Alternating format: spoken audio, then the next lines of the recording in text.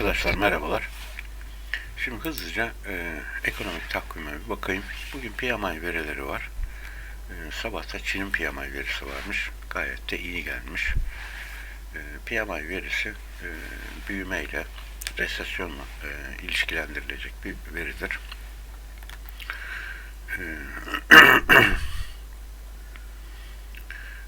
Euro bölgesinin PMI da gelmiş. Akşam üzeri de ABD verisinin var. Şimdi bir de FED faiz monitörüne bakalım. Buradaki görüntü de dünden pek farklı değil. Hala %26'da.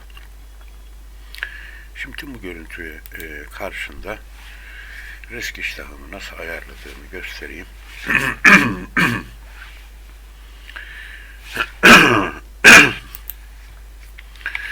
Bugün de risk iştahım yine nötr olarak ayarlıyorum.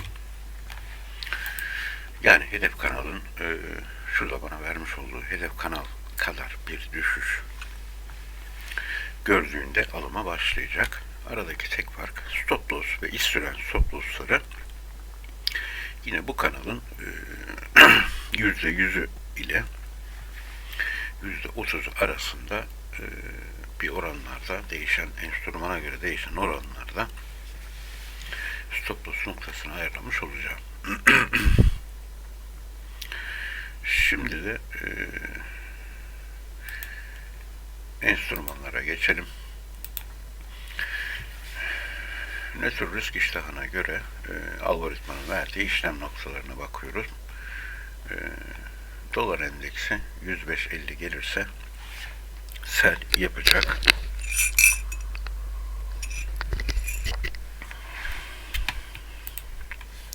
USD/CP'ye 138.01 gelirse sell yapacak.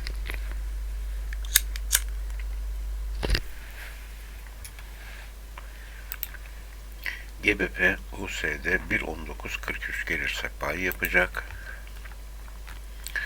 Euro USD 1.05.73 gelirse buy yapacak. Tesla, Apple, Microsoft ve Goldman Sachs bunlar akşam açılıyor. Nasdaq 11.834 gelirse buy yapacak.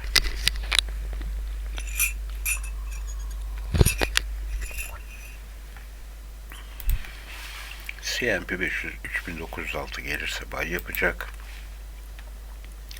Bitcoin 22.796 gelirse buy yapacak. Ethereum 1581 gelirse buy yapacak. AVAX 16.51 gelirse buy yapacak.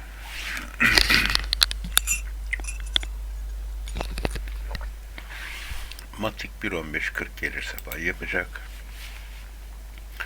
DOT 599 gelirse buy yapacak.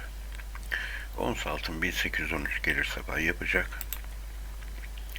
Gümüşte 20.59 gelirse buy yapacak. Bu video bu kadar olsun. Önemli bir gelişme olursa bu videoya ek yaparım. Herkese kolay gelsin. İyi günler.